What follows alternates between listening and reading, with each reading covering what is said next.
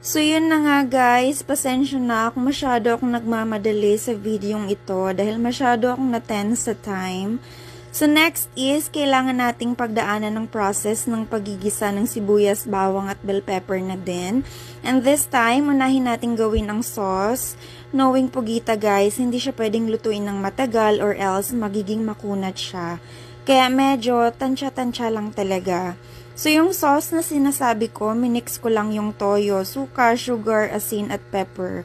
Also guys, naglagay din ako ng siling labuyo dahil request yan lagi ni Papa sa lahat ng luto. Pareho kami na mahilig sa maanghang. Weird siya sa adobo but we like it.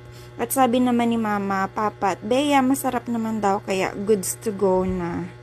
Okay, so yun, thank you so much for watching this cooking edition of mine. Here it is. It's yummy actually. Ciao!